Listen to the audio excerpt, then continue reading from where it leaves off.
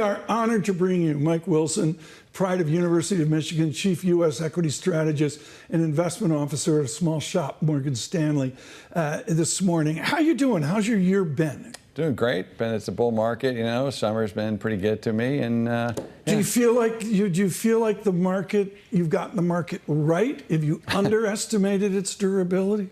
No, I think we probably were the first ones to talk about this earnings recovery, and even we underestimated the strength of it. So yes, we did underestimate the power of it, but directionally, I think we were right on that.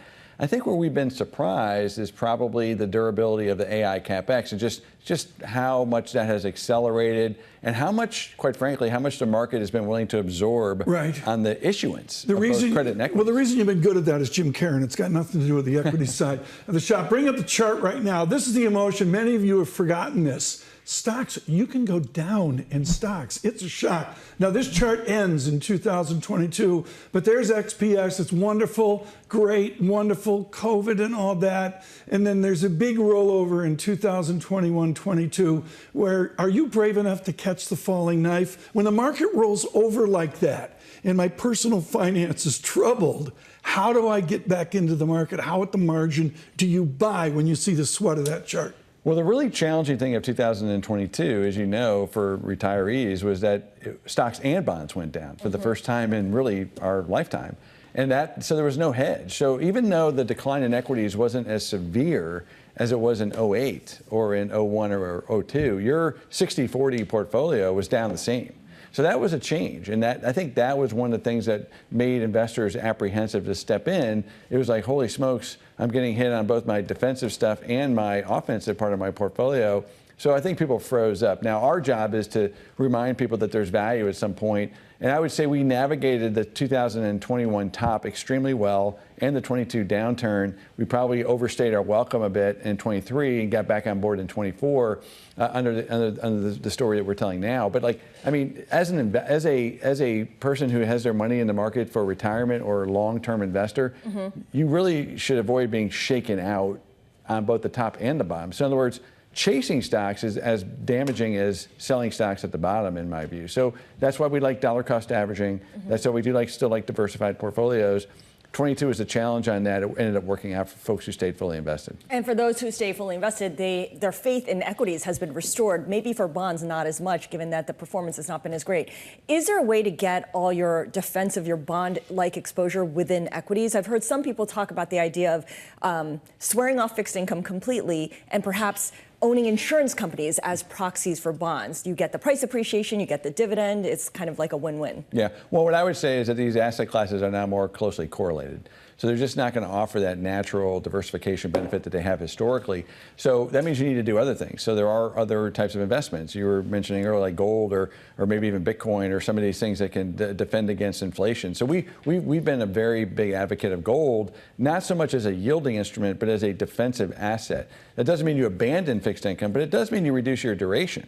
So there are things you can do within your fixed income portfolio to make it more valuable. It still provides some diversification benefit without taking too much risk on the duration side. So when you talk about gold was acting like a meme stock at the beginning of this year. I mean, was that just kind of a unique one-off period, or can we return to things like that? Well, I would say that gold has been in a bull market for 25 years. I mean, people kind of woke up to this idea more recently. At the beginning of the year, and this probably is a good place to kind of gravitate to for the rest of the discussion. For this year, I would say we've had basically one big commodity rotation. So coming into this year, you have to remember at the end of last year, the Fed started printing money again, right, with this reserve management program. And that led directly to gold and silver stocks taking off. Then we went into rare earths and metal stocks, then energy stocks, and then semiconductors. Now, what do all those have in common? They're all commodities. Okay, so it's kind of interesting to me that that's what's been going on. And that may be exactly what people are doing. They're looking for things that are not stocks, but commodity-like to offset, the risk they have in their portfolio with equity-like risk. At Michigan, there's Stephen Ross, and there is this idea of arbitrage pricing theory.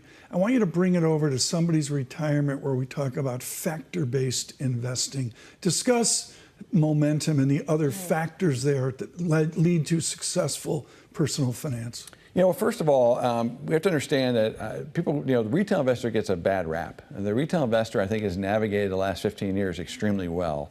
This is a good lead into your question, which is in the GFC, when the Fed started printing money the first time, all the smart people were like, oh, this is a disaster, it's going to be inflationary. And what did the retail person do? They bought bonds. Because we don't see inflation. And by the way, this is just filling in holes. It's a different type of QE. Then when COVID happened, they sold their bonds and they bought stocks because they realized this kind of QE, where you actually print money and send checks out to people, is extremely inflationary. So I would say the average retail person has essentially has done a really good job of diversifying their portfolio away from things that are anti-fragile to inflation. And so that's why we've been doing the same thing in our recommendations. Whether it's gold, whether it's alternative investments, things that can provide ballast to the portfolio without having pure equity-like risk. And Mike, we want to ask you about how you invest your money. You talked a little bit about how when you look for some defensive qualities, perhaps you go into gold, for instance, or look at other alternatives. Is that how you diversify your portfolio? Are you going into gold? What do you do to make sure that you're not overly loaded up on equities? Yeah, well, I'm probably not a great example. I'm much more tactical than I would recommend most individual investors be. I'll trade in and out. I'll even short things as my defensive hedge, but that's not practical for most people. Okay, so we recommend for most retail investors or even institutional investors, endowments, is you have to have a plan. Okay, and then what people don't do a good job of is rebalancing. So what I not worry about so much, but I think what I see out there right now is a lot of unbalanced portfolios, not just in equities, but in certain equities. Okay, and that's too tilted towards something. Yeah, you've got too much exposure to single assets because nobody wants to pay taxes. And I hear this all the time. What do you say to the people that go, I'm afraid of Mike Wilson's world, I'm loaded to the boat in cash? Should they be looking at 2- and 3-year Jim Carrey-like money? Well, look, everybody should have some cash, and you're getting paid for your cash now. The biggest change since really COVID, quite frankly, is that you're getting a positive real return now on your fixed income. So I'm not as bearish on fixed income nearly as we were 10 years ago. Particularly for things that are 3-4 years in, you're getting a real return that's quite respectable. Now, everybody has their own. Everybody has their own risk tolerance. Okay, some people like to hold 30% cash. Some people like to hold 5% cash. Whatever that number is, but you're getting paid for it now. So cash is a good asset. Mid-tier, sort of duration bonds is a good asset. Infrastructure type bonds is a good defensive asset. Certain equities are a good defensive asset, whether it be utilities or maybe staples and things like that. So there are many things you can do from a stylistic standpoint that you can protect yourself. Once again, what I think people have loaded up on now is, large cap growth stocks. And those have been great, and that's why they want to continue to own those. But just understand it, you're unbalanced. Okay, so you better make sure you're going to be right for the next 3, 4, 5 years. And by the way, taking profits and paying yourself and paying Uncle Sam is not a sin. You can do that. It allows you to sleep at night and carry now's through. the time to do that, to rebalance. If you're unbalanced. Now, some people, if you're not unbalanced, then you're fine. But that's the one thing I see out there right now, and that's what 10-year bull markets do. They get you unbalanced.